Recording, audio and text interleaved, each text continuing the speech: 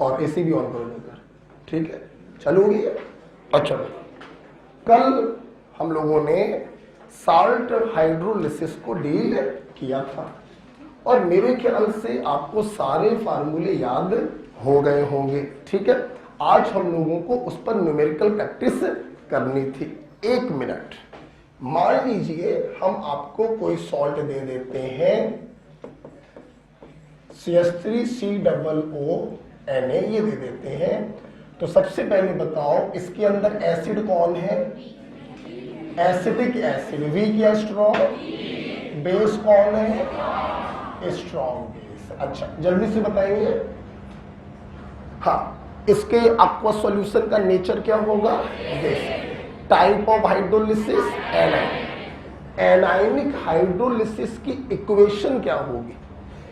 A9 वाले part को पकड़ लो, पानी से रिएक्शन कराओ, बनेगा acetic acid plus OH minus. चूंकि OH माइनस मिल रहा है, नेचर बेसिक होगा, और अगर नेचर बेसिक है तो सॉल्ट बना होगा स्ट्रॉन्ग बेस और वीक एसिड से। खत्म हो गया कोई? अच्छा, फार्मूले की बात करते हैं तो KH बराबर पहला फार्मूला CH² बराबर KW अपॉन, फिर से बोलो, ये पहला फार्मूला हो गया। अगर हम लोग बात करते हैं इसकी pH की, तो pH बराबर 1/2, ये सभी में कॉमन होता है, आया ना? आगे बोलो, plus pKa plus log C। अगर एसिड वाला वीक है तो अच्छे लोगों के साथ प्लस काम होगा, है या ना? इसको देखकर H+ की कंसंट्रेशन का फार्मूला बनाओ, अंडर रूट हो जाएगा KW into KA upon C। और बच्चों, इसका इस्तेमाल करके तुम डिग्री ऑफ हाइड्रोलिसिस का फार्मूला भी बना सकते हो। क्या बनेगा? KW upon KA into C का अंडर। अब बताओ, कोई जरूरत है डेरिवेशन की? नहीं, वो बेकार लोग करते हैं। अब यहां पे एक बार हम इस C पर जोर देना चाहेंगे। जल्दी बताओ, C क्या है? कंसंट्रेशन किसकी? उस आयन की जिसकी हाइड्रोलिसिस हो रही है, आयन। अगर सॉल्ट 1:1 टाइप का है तो आप इसे सॉल्ट की कंसंट्रेशन भी बोल सकते हैं। बोलो हाँ या ना? बात क्लियर होगी? तो अगर इस क्वेश्चन में बात करें तो जो कंसंट्रेशन सॉल्ट की होगी वही कंसंट्रेशन उस आयन की भी होगी जिसकी हाइड्रोलिसिस हो रही है। सो सी, नो डाउट। लेकिन सोचो ना, अगर मैं तुमको, सोचो, अमोनियम सल्फेट दूं, विचार करना, सब लोग विचार करना। वेट, हटा दे इसको, विचार करना इसके ऊपर जरा। आइए घुसते हैं इसके अंदर। सबसे पहला कैटायन क्या है? NH4+। एनायन क्या है? इनका कोई यूज नहीं, हम लोग इनका कोई यूज नहीं करें। प्लस को देंगे इक्वल एंड अपोजिट, माइनस को देंगे इक्वल एंड अपोजिट। तो बेस बोलो, वीक एसिड बोलो। सब लोग सहमत है कि नहीं है? पक्की बात। चल भाई, एक्वा सॉल्यूशन का nature, type of hydrolysis, equation लिखो। NH4 प्लस वाटर बराबर NH4OH प्लस H+। मिल रहा, सॉल्यूशन एसिडिक होगा, सॉल्ट बना होगा स्ट्रॉन्ग एसिड वीक बेस से। पूरी पिक्चर क्लियर है? अच्छा, अब मैं बात करूं KH।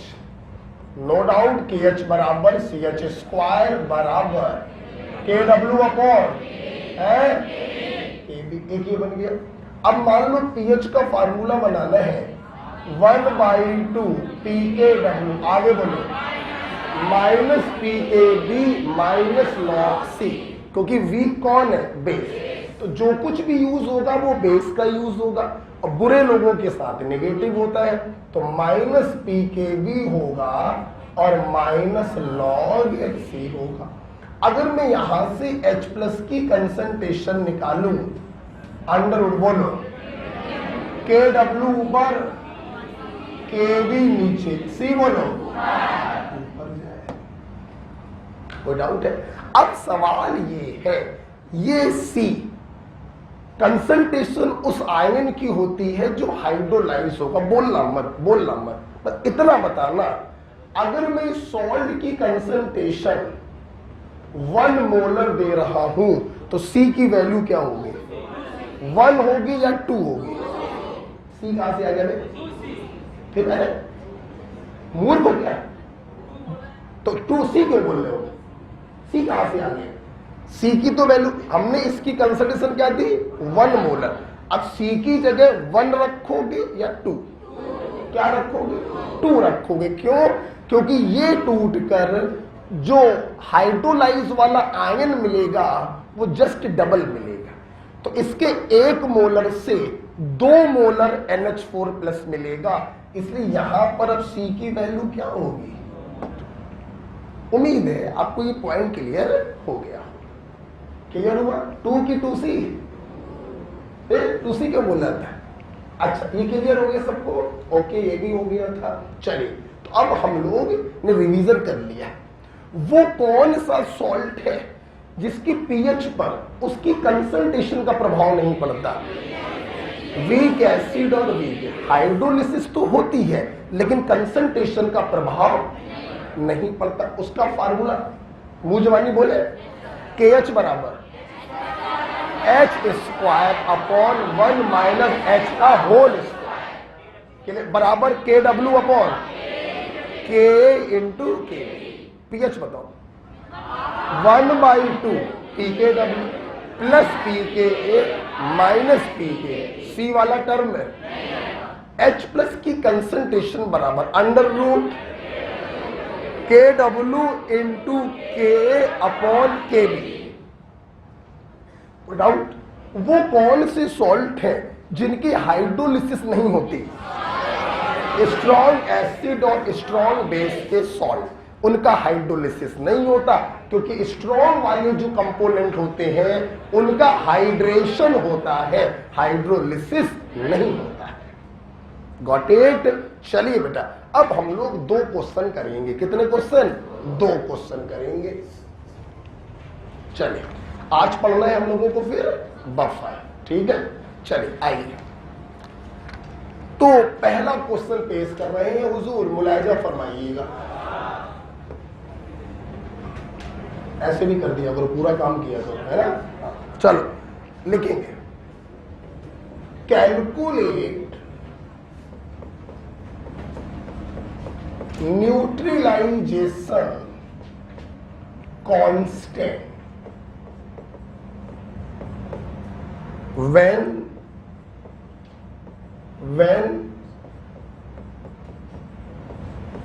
NH4OH ब्रैकेट में Kb इज इक्वल टू 10 की पावर -5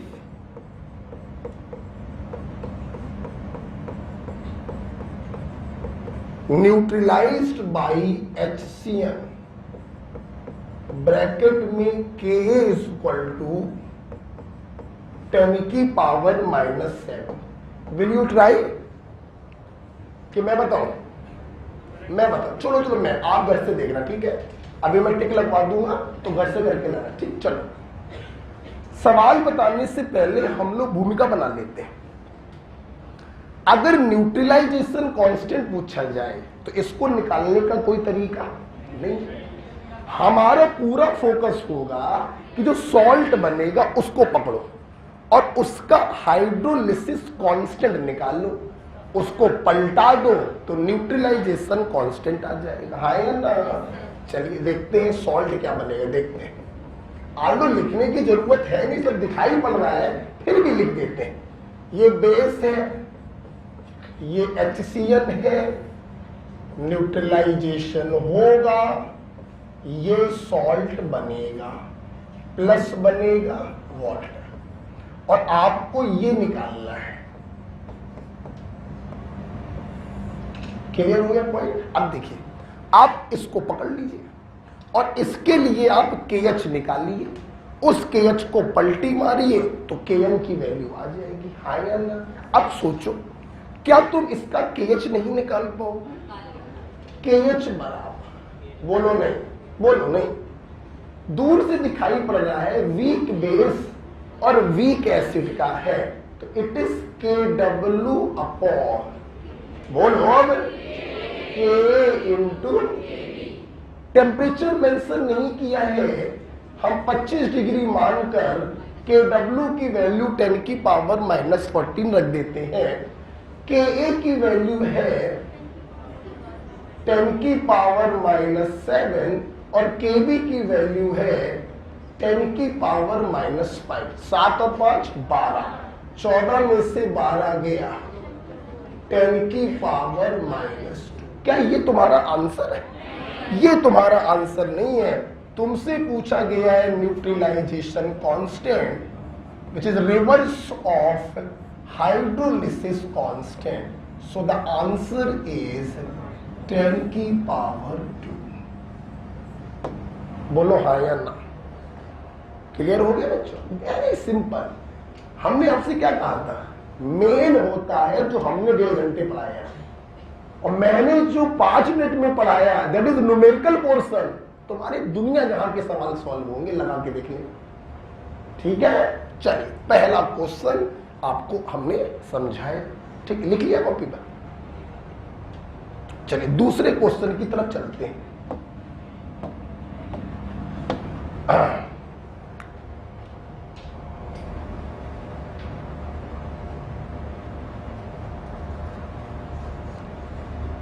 ओके, ठीक है बेटा, चलिए पढ़ते रहिए, मेहनत करते रहिए। अगला क्वेश्चन देखते हैं, ये लेकिन मैं नहीं करूंगा, ये तुम लोग करना, ठीक है? चलो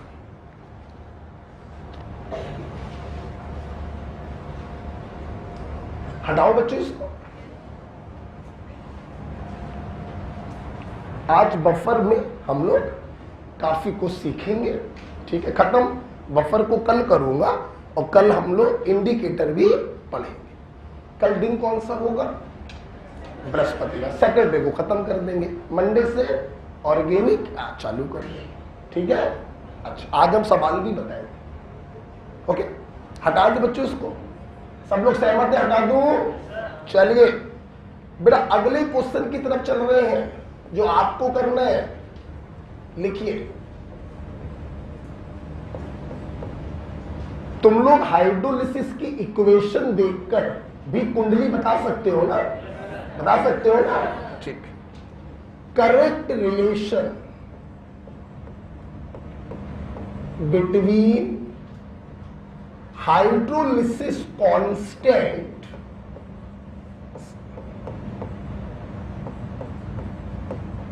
जिसे हम लोग KH कहते हैं एंड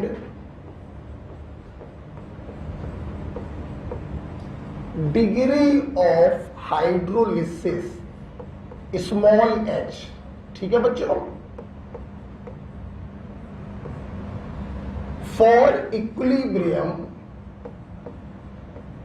और इक्विलिब्रियम, अरे डरा दिया तुमने एकदम। ठीक है, चाय है, अचानक डर गए तो तुम साले अंधेरे मत आना कभी सामने।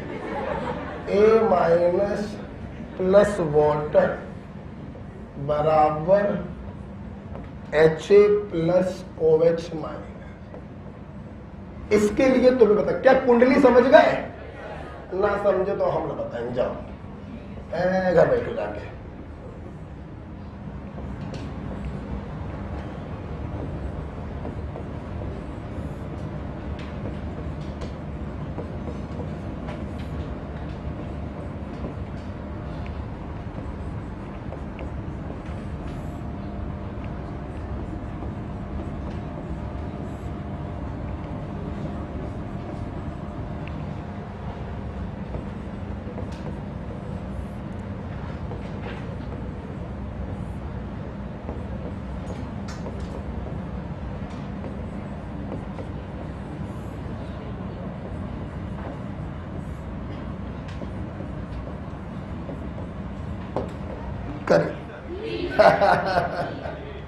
कितना तेज आंसर आ रहा, देख रहे हो? अपने कलीग से पूछ रहे सब सवाल, कर लेगा। तो इस समय देखना कितना लेगा। ये नहीं वो कर नहीं पाएगा, ये समय कैसे बोल सकता हूं, ये तो बोल नहीं सकता। बिल्कुल कर लेगा, लेकिन समय देखना कितना लेगा। और तुमने इसको देखते ही तुम्हारे दिमाग में पूरी कुंडली आ चुकी है इसकी, आया ना? फिर भी हम आपको 30 सेकंड दे रहे हैं, सभी लोग करके दिखाएं।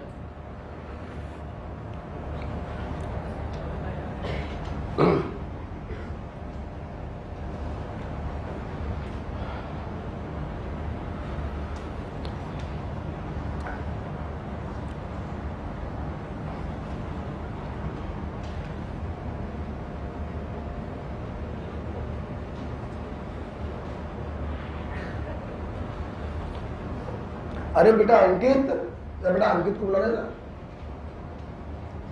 ग्लोबल चालू कर दिए भैया, एसी चालू कर लो, कहा है? अच्छा तो देखो कोई फेस आ रहा हो कहीं से, अच्छा फिर भी देख लो एक बार, देख लो एक बार, कुछ हो जाए, तुम्हारी उंगली डालने से कुछ हो जाए, देख लो एक बार।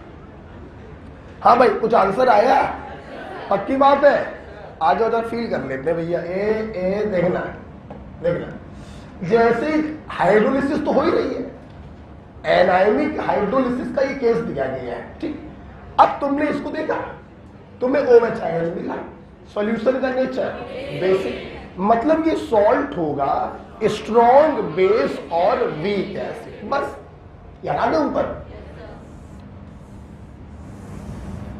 तुम समझ गए कि ये जो हाइड्रोलिसिस लिखा हुआ है ये उस सॉल्ट का लिखा होगा जो स्ट्रॉन्ग बेस और वीक एसिड का होगा। बेटा KH बराबर CH स्क्वायर और बराबर KW अपॉन क्या होगा, बोला।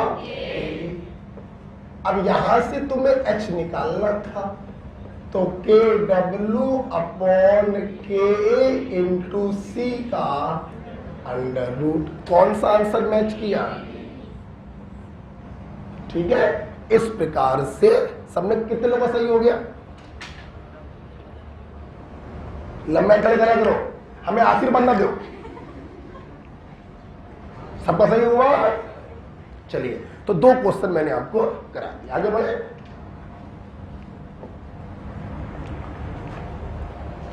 ओके तो चलिए अब हम लोग पढ़ रहे हैं बफर सॉल्यूशन।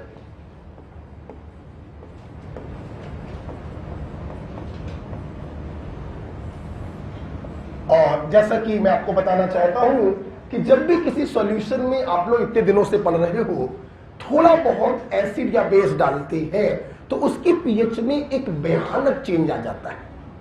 ऐसे सॉल्यूशन नॉर्मल सॉल्यूशंस होते हैं।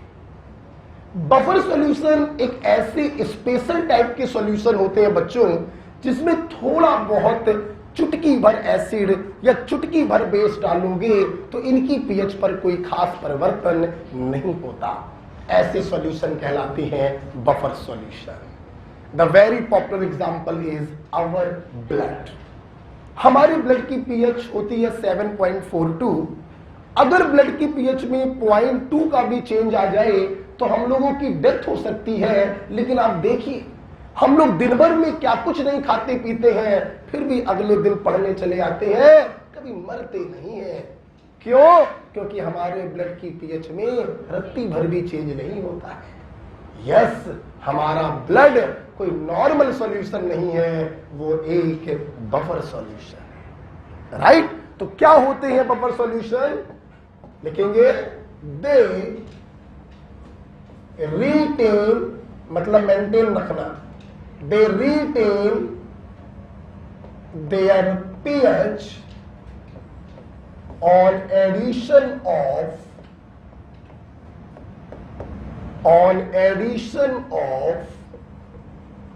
a small amount of acid or base। ऐसे सॉल्यूशन जो अपनी पीएच को मेंटेन रखते हैं थोड़ा बहुत एसिड या बेस डालने पर, उन्हें हम कहते हैं बफर सॉल्यूशन। ओके, अच्छा एक बात और बताते हैं। हम तुम्हें अपनी मातृभाषा की ताकत दिखाते हैं। जानते हो बफर सॉल्यूशन को हिंदी में क्या कहते हैं? हिंदी में कहते हैं इसको प्रतिरोधी सॉल्यूशन को कहते हैं विलयन। प्रतिरोधी विलयन। प्रतिरोधी का मतलब होता है जो डाले गए एसिड और बेस का प्रतिरोध करे, एसिड और बेस को डालने पर उसका प्रतिरोध करे, उसका अपोज करे और अपनी पीएच को चेंज होने ना दे। ऐसे विलयन, ऐसे सॉल्यूशन कहलाते हैं बफर सॉल्यूशन। तो इसी डेफिनेशन को आप और करके ऐसे भी लिख सकते हो, ऐसे भी लिख सकते हो, दे रेसिस्ट, मतलब अपोज करते हैं, they resist change in pH on addition of, आप ऐसे भी समझ सकते हैं, स्मॉल अमाउंट ऑफ एसिड और बेस। आप इस पॉइंट को ऐसे भी पढ़ सकते हैं। ठीक है बच्चों, नेक्स्ट पॉइंट, नेक्स्ट पॉइंट देखिए बेटा, देखिए बेटा होता क्या है, हमने आपको भी मोटी मोटी भाषा में समझाया कि बफर सॉल्यूशन में थोड़ा बहुत चुटकी भर एसिड या बेस डालोगे तो इनकी पीएच पे कोई चेंज नहीं होता, ऐसा मोटा मोटा बताया। अगर मैं बहुत बारीक अध्ययन करूं, बहुत बारीक, तो बहुत बारीक अध्ययन करने पर यह समझ में आता है कि एक्चुअली में चेंज तो इनकी पीएच में भी होता है, लेकिन वो चेंज इतना स्मॉल होता है, इतना स्मॉल होता है कि हम उसको इग्नोर कर देते हैं। जैसे समझना मेरी बात, एक्चुअली जो नॉर्मल सॉल्यूशन होते हैं उसमें तुमने थोड़ा सा एसिड या बेस डाला, पीएच साला एकदम से इतना हो गया, चेंज कितने का आया? 5.3। क्या इसे इग्नोर कर सकते हो? नहीं। और जो स्पेशल सॉल्यूशन, बफर सॉल्यूशन होते हैं, उसमें अगर तुम थोड़ा सा एसिड या बेस डालोगे तो उनकी पीएच में चेंज आप देखिए ये हुआ, कितने का चेंज आया? 0.0015। क्या इसकी कोई औकात है? इससे क्या कर सकते हो?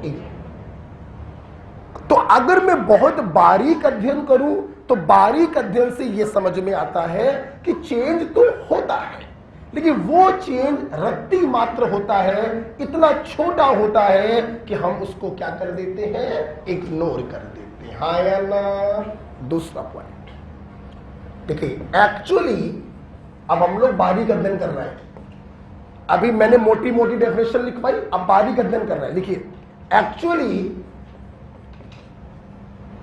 pH changes but this change is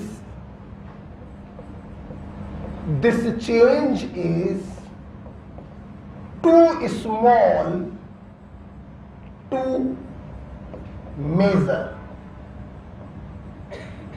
hence ignore.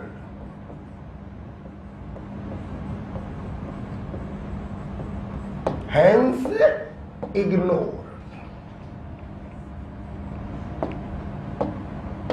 Change तो बच्चों होता है, लेकिन वो चेंज इतना छोटा होता है कि हम लोग इसको इग्नोर कर देते हैं, उसका कोई रोल नहीं रह जाता है। क्लियर बेटा? नेक्स्ट पॉइंट सुनिए बेटा। बेटा आप लोगों ने पिछली 2-3 क्लासों से देखा, ना सिर्फ एसिड या बेस डालने पर पीएच में चेंज होता है, बल्कि पानी डालने पर भी तो चेंज होता है। एसिड होता है तो पीएच बढ़ने लगती है और बेस होता है तो पीएच घटने लगती है। पलाधन सुनना, बफर सॉल्यूशन में बच्चों अगर तुम पानी डालोगे तो इनकी पीएच में इस रत्ती मात्र भी चेंज नहीं होता है। एसिड या बेस डालने पर रत्ती मात्र चेंज होता है जिसे तुम इग्नोर कर देते हो, लेकिन अगर डाइल्यूशन करोगे ना बेटा तो इतना भी चेंज नहीं होता है। क्लियर? ये भी लिखिए,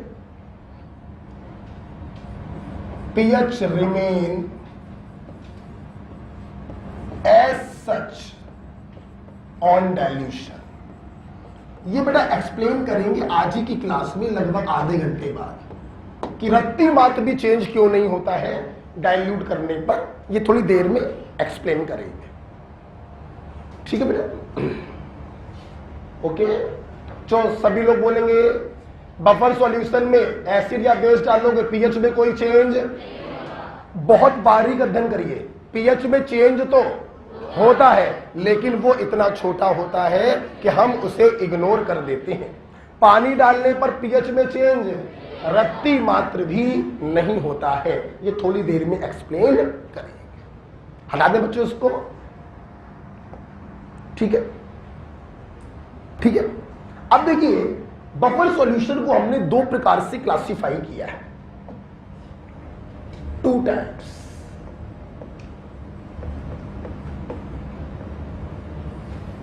टू टाइप्स, पहला having only one compound,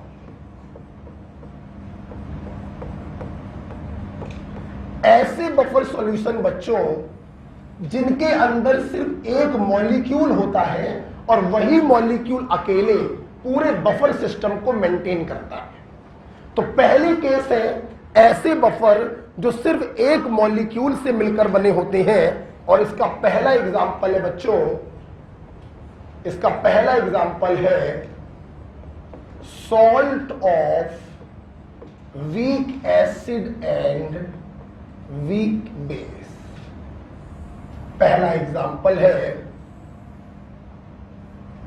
salt of weak acid and weak base. समझाने के लिए मैंने ये ले लिया अमोनियम एसीटेट, ठीक। अब इसमें तो कोई प्रॉब्लम होगी नहीं कि इसके अंदर एसिड भी वीक है और बेस भी। अब समझ में आया? हमें पहले ही कहा था ना, ये चैप्टर सीक्वेंस में पढ़ा जाता है। बिना सॉल्ट हाइड्रोलिसिस के तो बफर पढ़ लोगे का? नहीं पढ़ पाओ। बहुत से लोग पढ़ा देते, बफर पहले पढ़ा देते हैं, सॉल्ट हाइड्रोलिसिस बाद में पढ़ा। ऐसा है नहीं लेकिन इसमें, ठीक है, सीक्वेंस है चैप्टर का। तो आप देखिए ये वीक एसिड और वीक बेस का सॉल्ट है और ये बफर की तरह काम करता है। आइए मैं आपको एक्सप्लेन करूं, because question asked in NEET exam. देखिए ये सॉल्ट है, नजर सामने, पेन कॉपी बंद। मैंने बोला इसका aqueous सॉल्यूशन बफर की तरह काम करेगा, बिल्कुल काम करेगा। आपको मालूम है salt are usually strong electrolyte, ये 100% अपने आयनों में टूट जाएगा। बिल्कुल सही जवाब दिया आपने। अब देखना, ऑफ कोर्स बच्चों aqueous सॉल्यूशन होगा, ये अंडरस्टूड है। पानी में डाला होगा तभी अपने आयनों में टूटा होगा, ये अंडरस्टूड है। अब सुनना, तुमने बोला कि ये साला बफर की तरह काम कर रहा है, मतलब एसिड या बेस डालने पर इसकी पीएच में कोई चेंज नहीं होगा। आओ देखें क्यों नहीं होगा। देखो जरा, देखो, माना तुमने इसमें थोड़ा सा एसिड डाला। क्या डाला बच्चों? अब तक देखना, अगर ये एसिड बर्तन में फ्री अवस्था में रहा तो भाई जी ये उसकी पीएच को भयानक चेंज कर देगा, लेकिन बफर ऐसा होने नहीं देगा। देखना, जैसे इस एसिड को देखा, बफर के अंदर उपस्थित बेसिक पार्ट एक्टिवेट हो गया। नेगेटिव चार्ज है, बेस होगा, आया ना? ये बेसिक पार्ट इस डाले गए एसिड को तुरंत खा लेगा और खाते ही बदल जाएगा एसिटिक एसिड में। बोलो हाँ या ना? सुनते रहना, सुनते रहना। अब ये जो वीक एसिड बना, ये कोई नॉन इलेक्ट्रोलाइट तो है नहीं कि टूटे ही ना, टूटेगा तो ऑफकोर्स ये वीक इलेक्ट्रोलाइट है, ये भी फर्दर थोड़ा सा टूट जाएगा और टूट कर थोड़े से H+ प्रोवाइड करेगा। अब सुनना, तुमने डाला था लाखों आयन H+ लाखों डाले तुमने, एक चम्मच में भी करोड़ों होंगे, ठीक। और अगर ये करोड़ों H+ बर्तन में रहते तो ये बर्तन की पीएच को भयानक चेंज कर देते। इन करोड़ों H+ को इस बेसिक पार्ट ने खा लिया, और खाने के बाद जो बनाया वो टूट कर 150 H+ दे रहा है। और इन 150 H+ से जो चेंज होगा वो इतना छोटा चेंज होगा जिसे हम क्या कर देंगे, इग्नोर कर, और कहेंगे कि this is a buffer solution. Am I right? तो किस प्रकार से बफर सॉल्यूशन अपनी पीएच को मेंटेन करते हैं? अगर एसिड को डालोगे तो बेसिक पार्ट इसको खा लेगा, खाकर वीक इलेक्ट्रोलाइट में बदल जाएगा। अगर वो टूटेगा भी तो 150 H+ देगा, जिससे पीएच पर कोई खास फर्क नहीं पड़ेगा, और उसकी पीएच क्या रहेगी, मेंटेन रहेगी, कांस्टेंट रहेगी। हाँ या ना? चलो और फील कराते हैं, फील करो, पढ़ाते कहाँ है, थोड़ा सोचो सोचो सोचो सोचो। इसने जब H+ को पकड़ा, सोचना, ये किसी वीक इलेक्ट्रोलाइट में बदल गया, सोचना।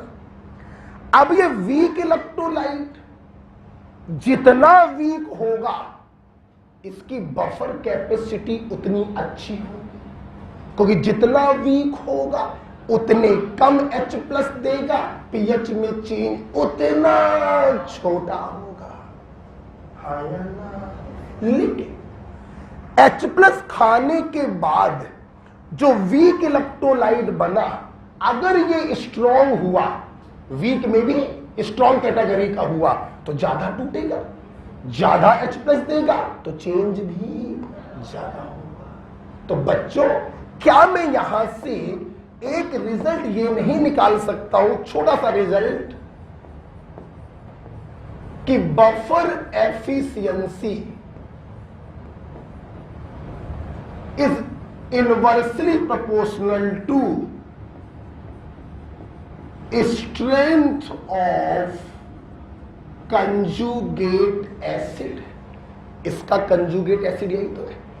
ये साला जितना कमजोर होगा टूट कर उतने कम H+ देगा, ये अपनी पीएच को उतना ज्यादा मेंटेन करेगा, इसकी बफर एफिशिएंसी उतनी ज्यादा होगी। फील आया कि नहीं आया?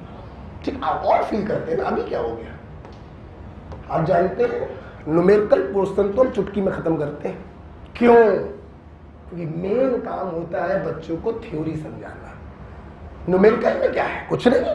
ठीक, अब देखना, आओ देखें, क्या बेस डालने पर भी ये अपनी पीएच को मेंटेन करेगा? देखो ना, जैसे ही तुमने इसमें बेस डाला, बेस को देखते ही इसका एसिडिक पार्ट एक्टिवेट हो गया, बोलो हाँ या ना?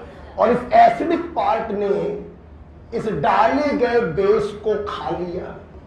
खाने के बाद ये ऐसे वीक इलेक्ट्रोलाइट में बदल गया जो अगर टूटेगा भी तो 50-60 OH आयन देगा, जिससे पीएच में चेंज इतना छोटा होगा कि उसको इग्नोर किया जा सकता है। लेकिन विचार करो, अगर ये OH आयन साले फ्री रहते, करोड़ों की संख्या में पड़े होते, तो पीएच में भयानक चेंज कर देते। इसने खा लिया, 150 OH आयन दिए, उससे पीएच पे कोई फर्क नहीं पड़ा। और तुम ये भी समझ रहे हो, ये जितना वीक होगा उतने कम OH आयन मिलेंगे, इसकी बफर एफिशिएंसी उतनी ज्यादा होगी। मतलब हम लिख सकते हैं, buffer efficiency is inversely proportional to strength of conjugate acid and conjugate base.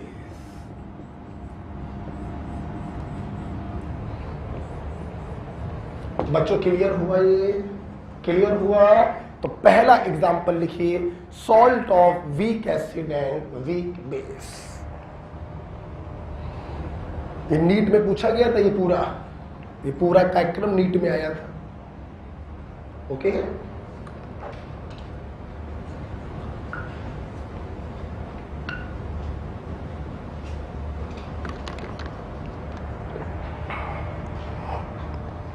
तो पहला केस पढ़ रहे हैं ऐसे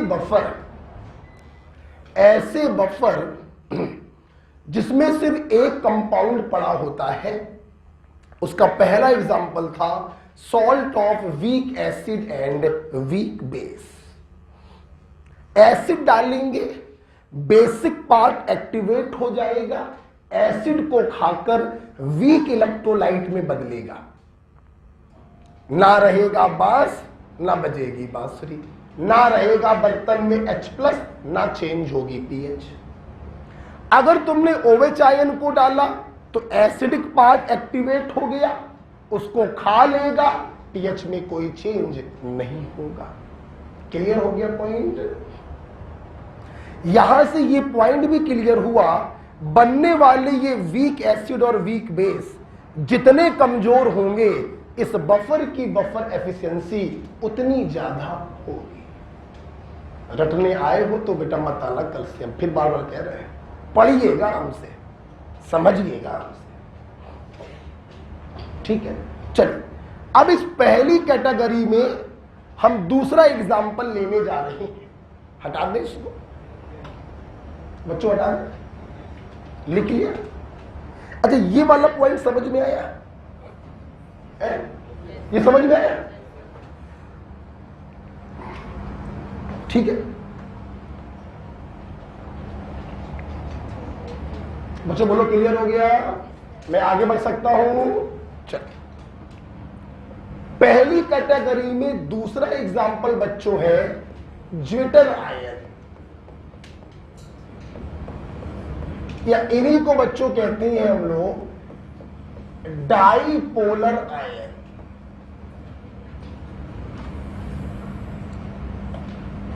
ज्विटर आयन या डाईपोलर आयन, ये भी बेटा बफर की तरह काम करता है। देखिए,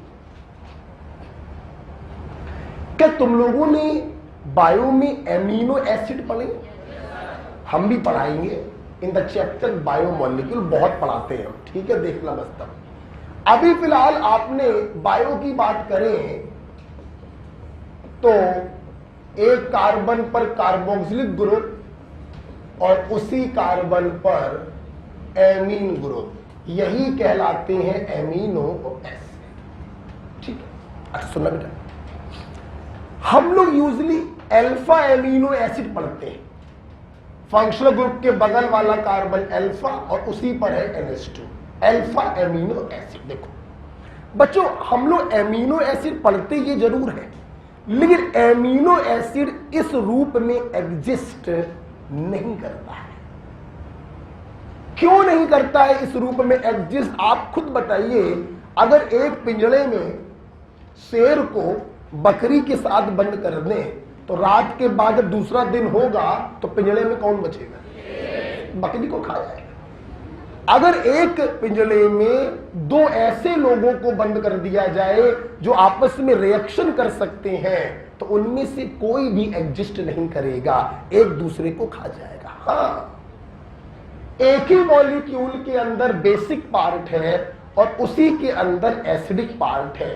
क्या होता है, इन दोनों में आपस में रिएक्शन हो जाता है। एक प्रोटॉन डोनर है, एक प्रोटॉन एक्सेप्टर है। ये अपने H+ को इसको डोनेट कर देता है और डोनेट करने के बाद कुछ ये स्ट्रक्चर आपके सामने आता है।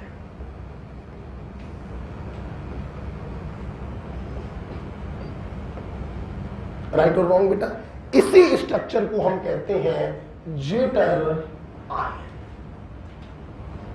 क्लियर? एमिनो एसिड जब भी बच्चों एग्जिस्ट करता है, ज्विटर आयन के फॉर्म में ही एग्जिस्ट करता है, वो इस न्यूट्रल फॉर्म में एग्जिस्ट नहीं करता। सुनते रहिएगा, लिखिए।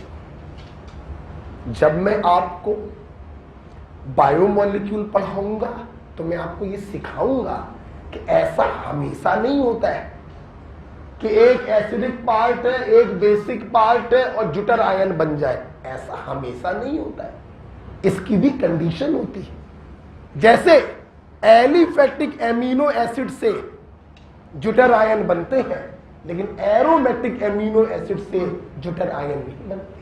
तो वो कंडीशन क्या है बेटा, जब बायोमोलिक्यूल पढ़ाएंगे तब बताएंगे। अभी फिलहाल इतना समझ लीजिए, इसने प्रोटॉन दिया, इसने प्रोटॉन लिया और ये ज्यूटर आयन बन गया। सुनते रहिए। इसे डाईपोलर आयन भी कहते हैं। पोलर मतलब चार्ज, डाई मतलब दो, एक ये एक ये, डाईपोलर आयन। इसे इंटरनल सॉल्ट भी कहते हैं। जब एसिड और बेस रिएक्शन करता है तो बनने वाले को सॉल्ट कहते हैं ना, इसे इंटरनल सॉल्ट भी कहते हैं। क्लियर? नेक्स्ट पॉइंट सुनते चलिए। तुमसे कोई पूछे एमिनो एसिड में बेसिक पार्ट क्या है, तो धोखे से भी NH2 ना बता देना। तुमसे कोई पूछे एमिनो एसिड में एसिडिक पार्ट क्या है, धोखे से भी COOH मत बता देना, क्योंकि ये तो exist he.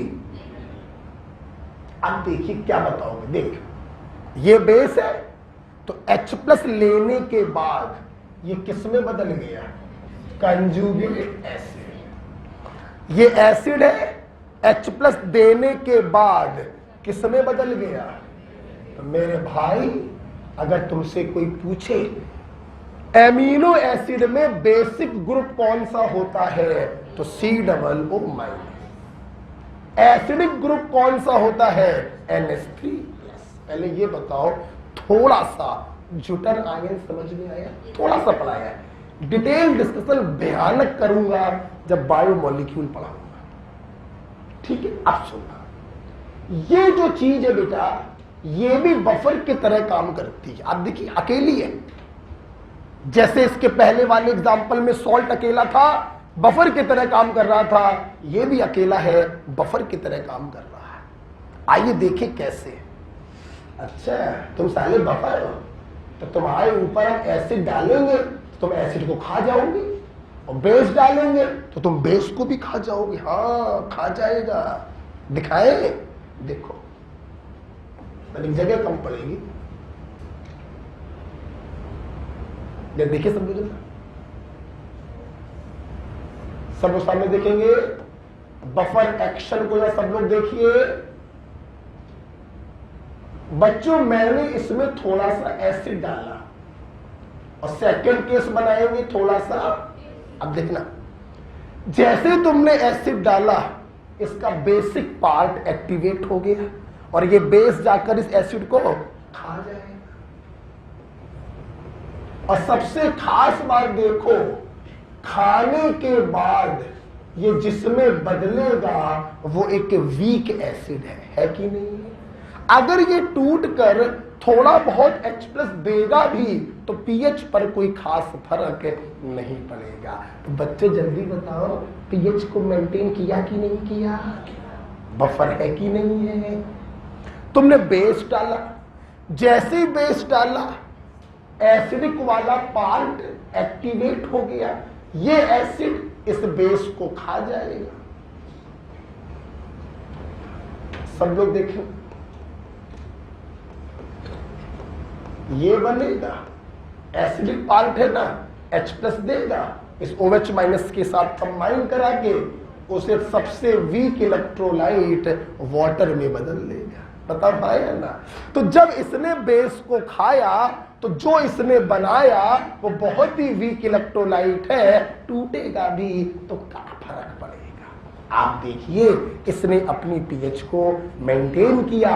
Yes, it work like a buffer solution.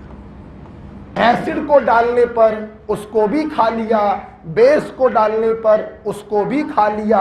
हाँ, ये कैसे काम कर रहा है?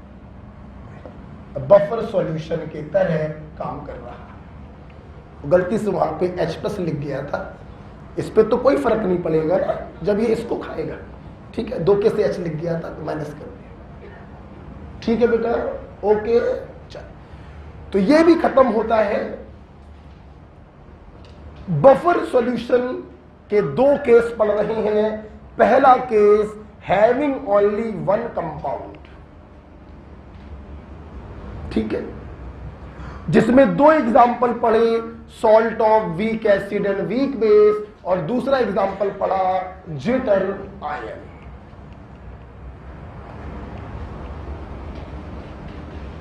ठीक है, क्या बच्चों आपको बफर एक्शन समझ में आया? ये कैसे अपनी पीएच को मेंटेन करते हैं ये समझ में आया? ठीक है, डाले गए एसिड और बेस को खा लेते हैं और इतने वीक इलेक्ट्रोलाइट में बदल जाते हैं कि जिनके टूटने से कोई फर्क नहीं पड़ता। ठीक,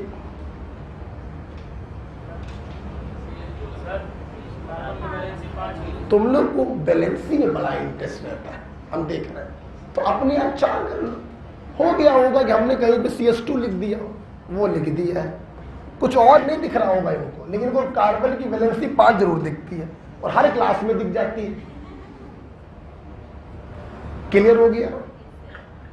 चल, अब बच्चों हम लोग पढ़ने जा रहे हैं बफर के दूसरा केस, जिसमें 2 मॉलिक्यूल मिलकर बफर को मेंटेन करेंगे।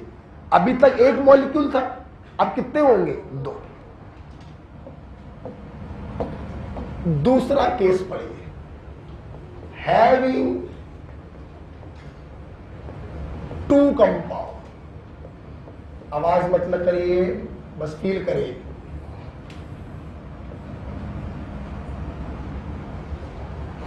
हैविंग 2 कंपाउंड, देखिए बेटा, मेरी बात सुन लीजिए बच्चों।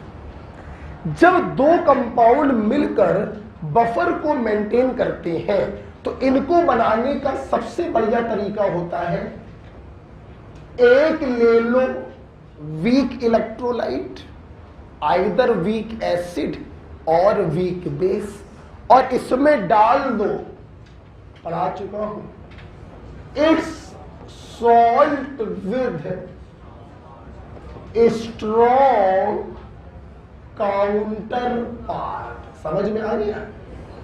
अभी नहीं आया? नहीं, मैं नहीं मानूंगी, मैं तो बताऊंगी। जैसे यहां ले लिया वीक एसिड, तो इसमें डालोगे इस वीक एसिड का स्ट्रॉन्ग बेस के साथ बना सॉल्ट, वो मिक्सचर काम करेगा बफर सॉल्यूशन की तरह। या इसको ले लो वीक बेस और सॉल्ट डालोगे इस वीक बेस का स्ट्रॉन्ग एसिड के साथ बना हुआ, तो वो मिक्सचर काम करेगा बफर के तरीके। क्लियर? तो एक होना चाहिए वीक और दूसरा होना चाहिए उसका salt with strong counter part. अगर ये वीक एसिड है तो स्ट्रॉन्ग बेस के साथ सॉल्ट डालोगे, अगर ये वीक बेस है तो स्ट्रॉन्ग एसिड के साथ सॉल्ट डालोगे। Is it clear? ये तरीका होता है इस प्रकार के बफर को बनाने का। बताओ कितने लोग हैं बर्तन में? 2। इसीलिए क्या पढ़ा? Having 2 compound. ठीक, सुनते रहना बेटा। अगर ये वीक वाला पार्ट एसिड है तो नाम पड़ जाता है एसिडिक बफर, और अगर ये वीक वाला पार्ट बेस है तो नाम पड़ जाता है बेसिक बफर। ठीक है? तो देखिए, तो इसमें भी बच्चों पहला एग्जांपल हो गया एसिडिक बफर का।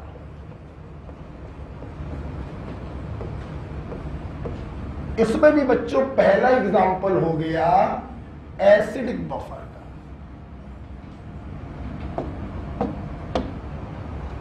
कैसे बनेगा acidic buffer? Week acid plus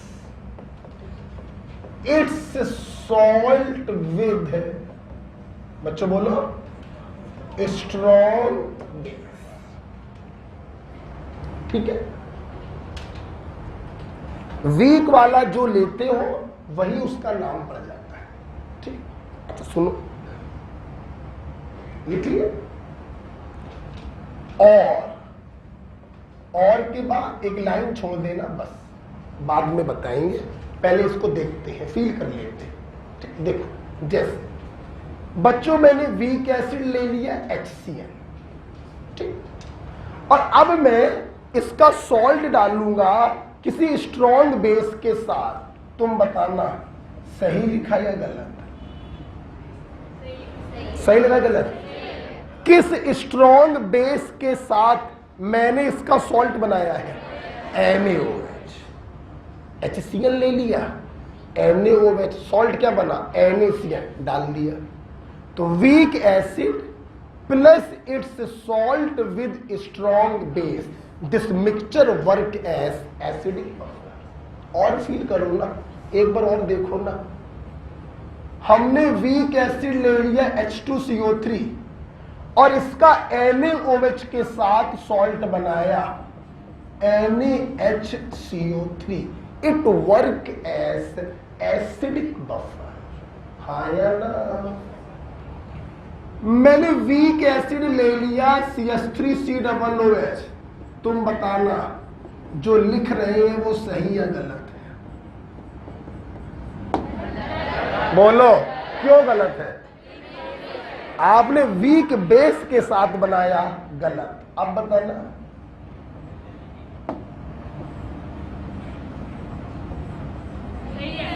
है क्यों सही है? आपने कैल्शियम हाइड्रोक्साइड के साथ सॉल्ट बनाया है, तो weak acid plus its salt with strong. Yes, ये मिक्सचर काम करता है बफर के तरीके। क्लियर हो गया बच्चों? अच्छा सुनना, मैंने यहां पे लाइन छुड़वाई थी खाली। क्यों छुड़वाई थी? फील करो, देखो जी, समझो, देखो ये तो वीक एसिड है, अच्छी बात है। अब सुनना, तुम्हें बच्चों मालूम है कि salt are usually strong electrolyte. तो जब आप इसका एक्वस सॉल्यूशन बनाएंगे तो इससे टूट कर ये 100% टूट जाएगा। बोलो आएगा ना? और ये टूट कर Na+ और Cl- देगा। स्ट्रॉन्ग वाले के जो आयंस होते हैं वो किसी काम के नहीं होते हैं, बस ये पानी से सराउंड हो जाते हैं। हाइड्रोलिसिस में सिखाया था। हमारे काम का जो पार्ट है वो वीक वाले के पार्ट होते हैं। क्लियर? तो आप जरा देखना, this plus this is buffer या this plus this is buffer. बात तो एक ही है ना, हमारे काम का तो ये है, ये तो हमारे काम का ही नहीं। और बच्चों जल्दी से बताना, ये इसका क्या है? क्या है? हाँ, बस मैं यही सिखाना चाहता था बच्चों। ये जो डेफिनेशन तुमने लिखी है ये किताबी डेफिनेशन है, जो किताबों में लिखी मिलती है 11th-12th की बुक्स में। Week acid plus its salt with strong base. Modern तरीका होता है week acid plus its conjugate base. ये ओल्ड डेफिनेशन है और ये मॉडर्न डेफिनेशन है। ठीक, आइए फील करते हैं। और देखना बच्चों, देखना, ये सॉल्ट जब पानी में जाएगा बेटा तो ये इसी में तो टूटेगा। सब लोग बोलो, ये तो मतलब किसी काम का है ही नहीं। तो हमारे काम का क्या है? वीक एसिड और उसका कंजुगेट बेस, ये दोनों मिलके बनाएंगे बफर सॉल्यूशन। ठीक, इसमें देखो, जब ये पानी में जाएगा तो ये एसीटेट आयन और कैल्शियम आयन में टूटेगा। कैल्शियम आयन स्ट्रॉन्ग इलेक्ट्रोलाइट का पार्ट है, ये किसी काम का नहीं है, मेरे काम का है वीक एसिड और उसका कंजुगेट बेस। यस, ये दोनों मिलकर बनाते हैं बफर सॉल्यूशन। अब बोलो, सहमत हो? चलो कि पूरी क्लास लिखते लिखते बोलेगी। एसिडिक बफर बनाने के पुरानी और नई दोनों रास्ते बताओ। Weak acid plus its salt with strong base या weak acid plus its conjugate. Okay, ठीक है, लिख लीजिए।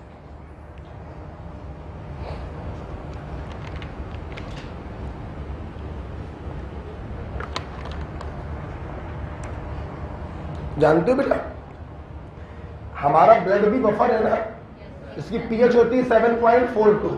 हमारा ब्लड का बफर यही बनाता है, यही होता है ब्लड बफर। बफर तुम लोग लिख लेना, जगह नहीं। यही होता है ब्लड बफर। H2CO3 और बाइकार्बोनेट मिलकर बनाते हैं ब्लड बफर। ठीक है बच्चों, आगे बढ़े। हम तो हमेशा अपने बच्चों से कहते हैं ओल्ड डेफिनेशन का इस्तेमाल कम किया करो, मॉडर्न का इस्तेमाल ज्यादा करो। इजी भी होता है और बिल्कुल 100% एक्यूरेट भी होता है। Week acid plus its conjugate base. ठीक है, ऊपर कर सकते हैं इसको। अब ठीक है, इतना बताना।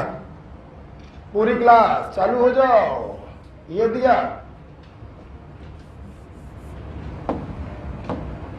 देखो जरा, फील लाओ जरा।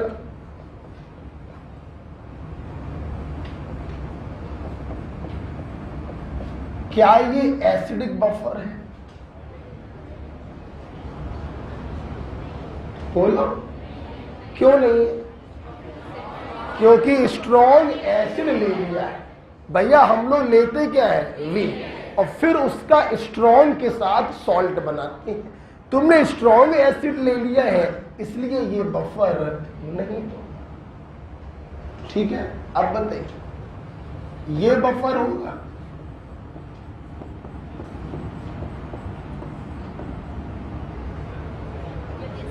बोलो, नहीं होगा। वीक एसिड है और KOH स्ट्रॉन्ग बेस के साथ सॉल्ट है, ये तो एसिडिक बफर होगा। पढ़ाई करिए, है ना। इस बैच का मामला बहुत गड़बड़ है ना। 10-5 बच्चों को छोड़ो, सब गड़बड़ है बैच का। ऐसे क्वेश्चनों में टाइम लगा रहे हो तो फिर अब क्या करेंगे? मैं देखता हूं आर्बन में तो बहुत तेज आंसर आते हैं, बहुत तेज।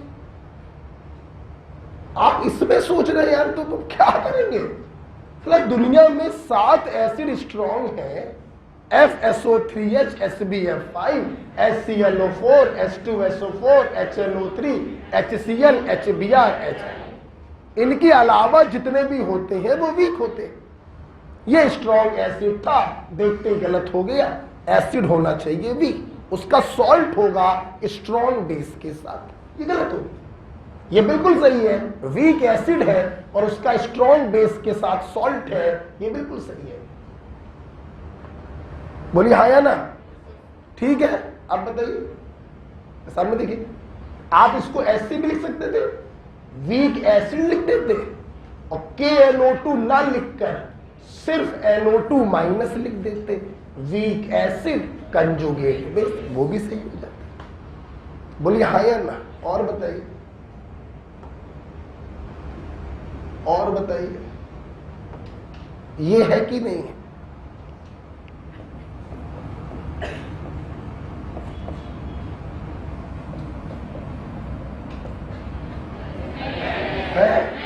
है कि नहीं है? नहीं है, H2S is a week acid और H प्लस हटाकर कंजुगेट बेस बना दिया। यस, ये भी बफर सॉल्यूशन है, एसिडिक बफर है। Week acid plus its conjugate base. आप चाहे लिख दीजिए HS माइनस, चाहे आप इसके स्थान पर लिख दीजिए KHS, दोनों ही सही है। वीक एसिड चाहे लिख दो बगल में कंजुगेट बेस और चाहे लिख दो स्ट्रॉन्ग बेस के साथ बना हुआ सॉल्ट। यस, ये भी एसिडिक बफर है ना। जरा आप बताइए,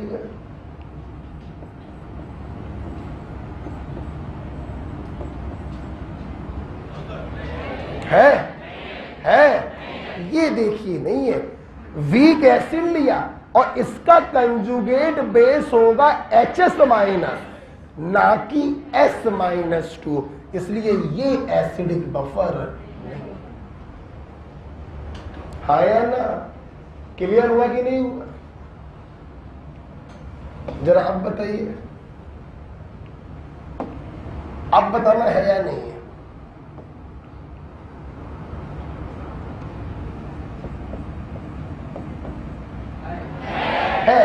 This is a weak acid. It still have replaceable hydrogen. So this is a weak acid and this is the conjugate base. Yes, ये बफर है. ओके, तो वीक एसिड जिसके पास रिप्लेसेबल हाइड्रोजन हो और बगल में उसका कंजुगेट बेस डाल दीजिए, वो एसिडिक बफर की तरह काम करता है.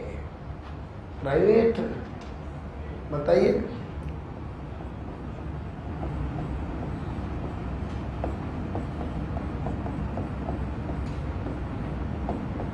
बफर होगा कि नहीं? बोलो.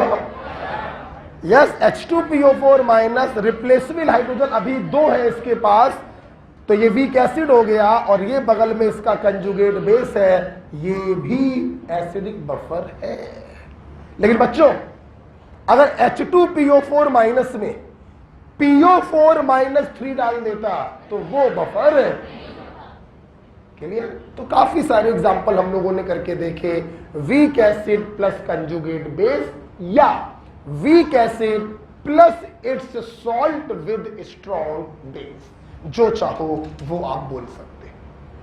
क्लियर? एसिडिक बफर क्लियर हो गया. चलिए, बिल्कुल ऐसे ही बच्चे होता है बेसिक बफर. तो ये देखिए, हमने इतने एग्जाम्पल आप लोगों को करवाए हैं.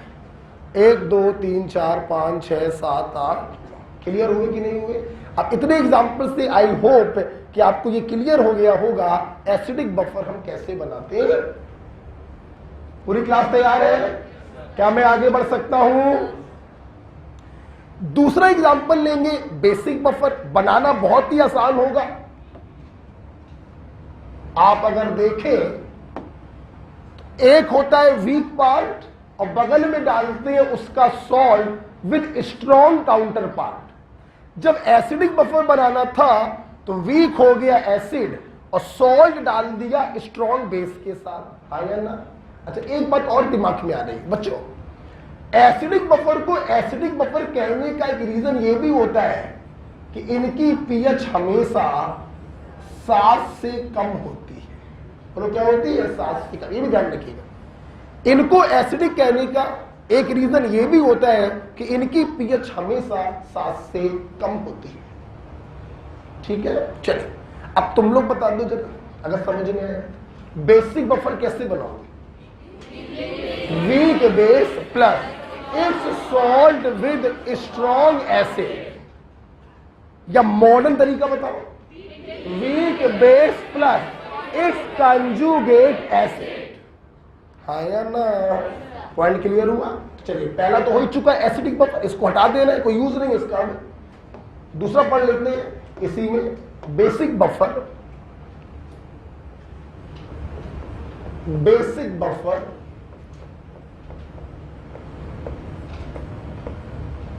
सब लोग देखेंगे. बनाने का तरीका फिर से वही है. वीक बेस लेंगे plus its salt with strong acid, या फिर मॉडर्न स्टाइल में बोलेंगे weak base plus its conjugate acid. बोलो हाँ या ना? जैसे देखिए बेटा, जैसे देखिए बताया जाए. जैसे मैंने ले लिया, पहले बताओ पहला कंपोनेंट सही लिया या गलत? सही या गलत? Ammonia is a weak base. सही. अब बगल में इसका सॉल्ट डालना है स्ट्रॉन्ग एसिड के साथ. देख के बताना सही या गलत है. सोच लो, सोच लो. यस, इसका मैंने HCl के साथ सॉल्ट बनाया है. बिल्कुल सही है. यस, ये काम करेगा बच्चों बेसिक बफर की तरह. और आप देखो बेटा, चाहे तुम NH4Cl लिखो और तुम्हें अच्छे से मालूम है ये टूट कर देगा क्या? NH4 plus Cl. ये मेरे किसी काम का नहीं. Weak base conjugate acid. Yes, this is the basic buffer. बोलो बच्चों हाँ या ना? अच्छा बताना, अगर मैं इसको ऐसे लिख देता तो क्या ख्याल था?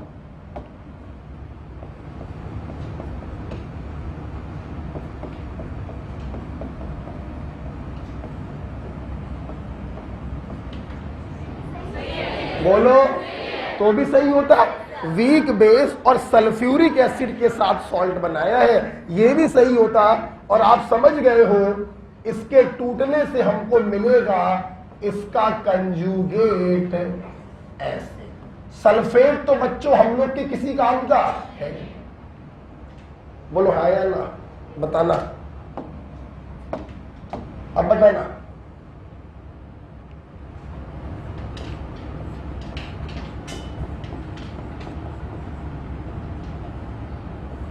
पहला कंपोनेंट सही है गलत? सही है, वीक बेस है। बोलो हाँ या ना।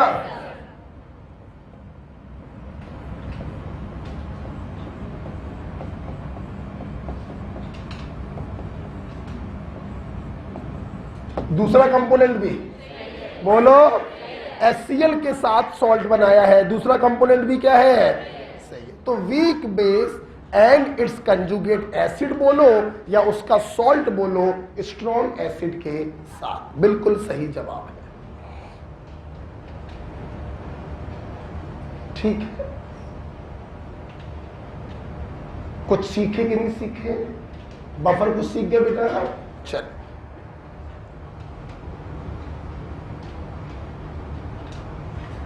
क्या मैं आगे बढ़ूं?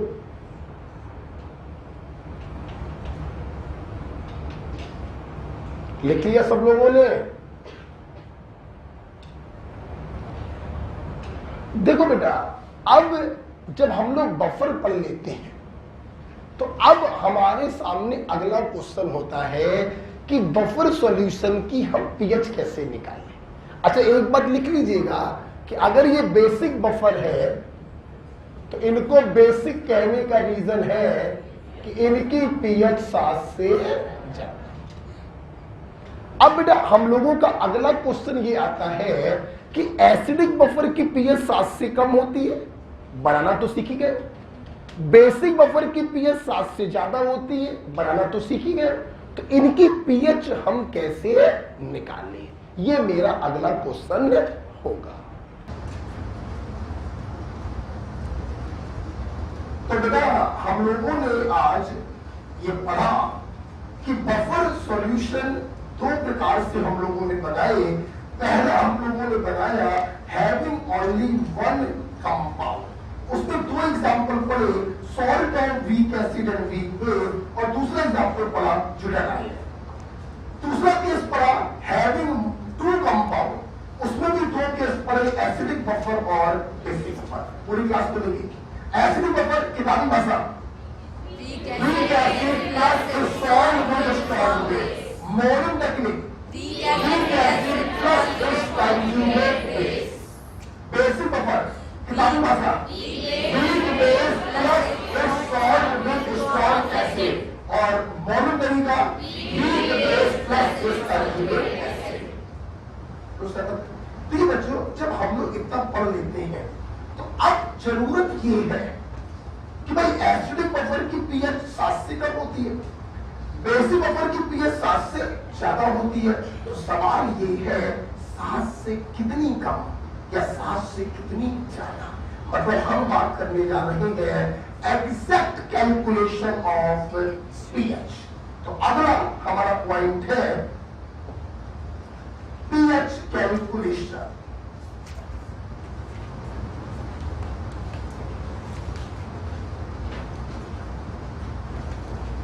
अगला हमारा पॉइंट है पीएच कैलकुलेशन। ठीक है बेटा, चलिए तो मैं थक गया हूं, आप थोड़ा जल्दी छोड़ देते हैं, ठीक है? ओके, पीएच कैलकुलेशन हम लोग कल पढ़ेंगे, राइट? प्रस्तावन करने को थोड़ी ना बोला, थक गए, पढ़ाने में थक गए, बट क्वेश्चन बताने में थोड़ी थके, है ना? चलिए, क्या क्वेश्चन पूछोगे क्या? तुम लोग भी थकते हो क्या? तुम लोग की अपनी एनर्जी होती कब है?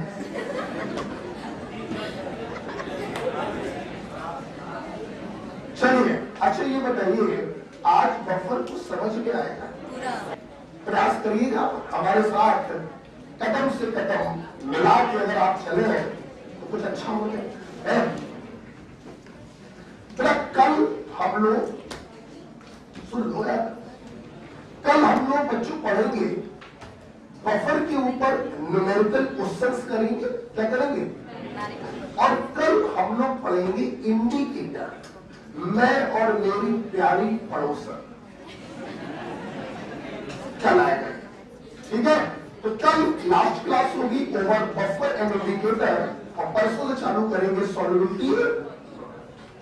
ठीक, घर पे जाओ, घर देखो, अगर देखा जाए तो आज अच्छा भी पता ही हो गया बच्चों, सॉल्ट हाइड्रोलिसिस तो हो गया ना पूरा,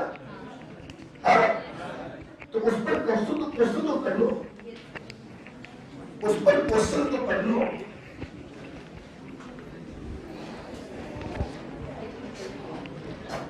सॉल्ट हाइड्रोलिसिस तो पूरा हो गया ना, तो उस पर तो टिक लगा लो, ठीक है। टिक मत लगाना, टिक पहले लगा चुके हो, एस लिखना, क्या लिखना, एस, मतलब सॉल्ट हाइड्रोलिसिस। 4 10-12 है, बस ज्यादा नहीं है। 34 41 ना पलटो, 53 56 60 62 64 72 73 75 76 81, पन्ना पलटो, 92 93 94 96, पन्ना पलटो, 117 120 122 126 131, पन्ना पलटिए,